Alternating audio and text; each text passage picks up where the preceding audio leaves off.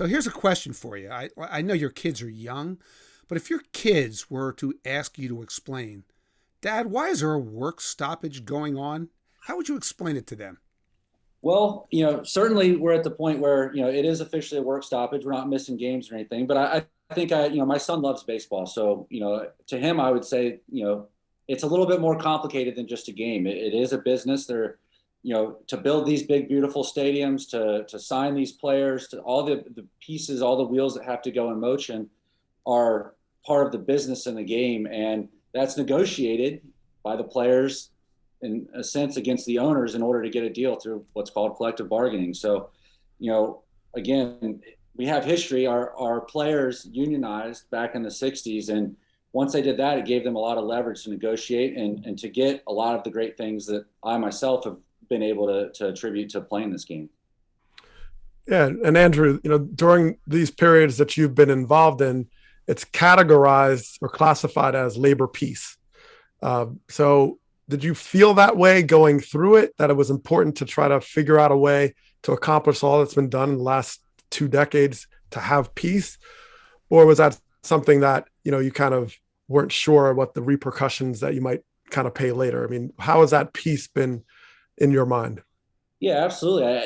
Other than my childhood, and I was a fan of the game for the '94 strike and losing that World Series and all that came with that, and the downside of having to win fans back, really. But since then, you're right, it has been peace, and that's a good thing. That means that things are working and things are going well, and we're able to get a deal done every 5 years. Historically, is the way baseball does it, at least since I've been around, and that's a great thing. But at the same time, we've seen changes in the game, and this is our chance as players to address those changes. And we're not exactly happy. That's no secret. We've certainly seen it, particularly since the last deal. Things have changed in ways that maybe we didn't quite foresee and didn't quite plan for. And that's the way it works under the system we have. Now is our chance to adjust the system to make it work a little bit better. Look, we want to ask you about some of that stuff, but let me ask you this, since you alluded to this. How much do you worry about how fans react even to a lockout in December? I've covered a lot of labor talks, and I know how fans think, and this is an excuse for a lot of people to unload on baseball, and that always pains me as somebody who loves it. I don't know if you hear from fans. How much do you think about fans as you go through this process and avoiding the pain and the repercussions of potentially actually missing games? Yeah, I mean, constantly. The fans are the lifeblood of this game. That's what keeps us going. And a lot of what we're trying to accomplish is things to make the game better, make the game more competitive. Baseball was having this huge positive movement, all the signings that we had, the teams that were excited, the teams that now felt like they were going for it or adding players. And that was a great story for baseball. That's something we can all get behind. That's the kind of thing that my neighbors want to talk about in the street. And, the kids that come over to my house want to ask about, how's this guy going to be on this team? And we lost that. And the reality is the lockout is a move by management, by baseball. Whether I agree or disagree with it doesn't really matter. That was their decision, and it's where we are, so we have to tackle that the best we can. But yeah, it's something we always concern ourselves with, and the fans are ultimately what drive this game. Yeah, so you alluded to this.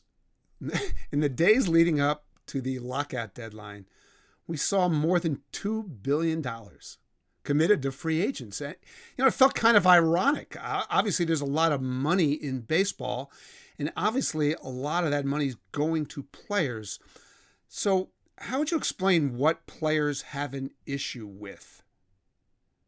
All right, that's I guess the first thing I would say is that one good free agent, kind of boon doesn't mean that everything's okay. And the reality is this is an incredible free agent class. So let's first of all give those guys credit and what they deserve. And if anything, for me to spin this on its head is it maybe raises more questions about what's happened in other free agency periods that we've had challenges and things have moved slow. So a lot of this stuff is, it's kind of an economic theory, understanding the situations of free agency that, I'm not an expert on, to be honest with you. I keep up. I try to know as much as I can, but we fortunately have a bunch of bright economists and whatnot that can help us guide us through these situations. But I guess that would be my first reaction to that. And then, ultimately, what we're trying to do is we've drawn a lot of issue with essentially the way, competitive nature of teams hasn't grown the way we've expected to.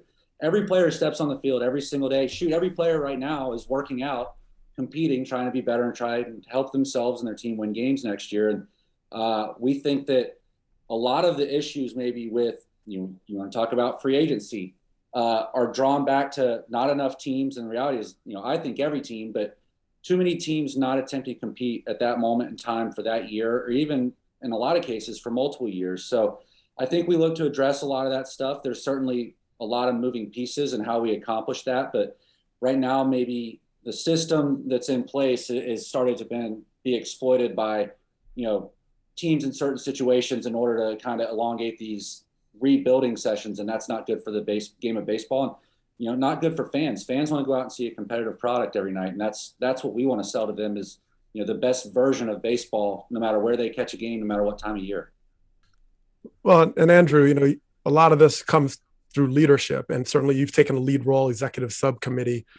What has been sort of the messaging to be able to keep players all together on this? Because as you mentioned free agents, there's, wealthy free agents, there's rookies, there's a middle class. There's been a lot of discussion about the middle class and concerns there. How has it been that leadership's been able to say, yes, we are in different stages, but we're on the same page?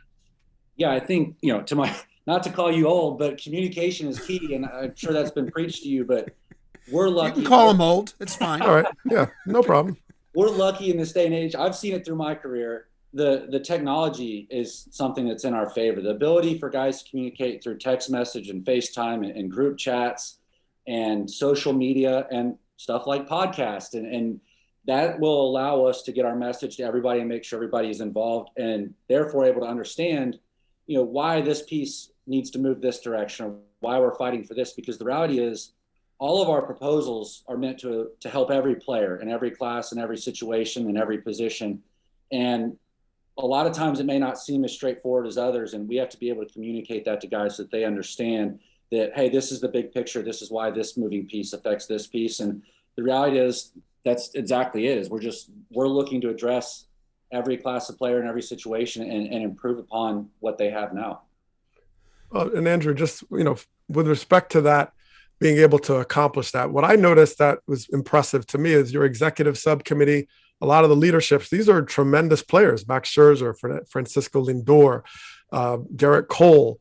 That wasn't always the case. I mean, there was definitely periods before I played that a lot of star power was in the room. But I'd say in my career, that was kind of loose. I mean, maybe you saw Tom Glavine later, but there was a lot of top flight players that weren't necessarily involved in the day-to-day meetings. What impact does that have to have that kind of leadership willing to go to the mat for the organization for the future? It's huge. And you're right. Not everybody wants to see a middle reliever stand up and talk about this stuff. So you mentioned star players. I mean, Max and Marcus Semien signed their deals. And that's basically what they were asked about on the podium in front of their new team was, how's collective bargaining going? And for us to have guys like that are educated on all the topics and understand and also willing to put their names out there and stand up for everything is, in my view, greatly important. And we're very lucky to have them. And whether they were star players or not, they would bring a lot of value, but that just is a kind of icing on the cake for us.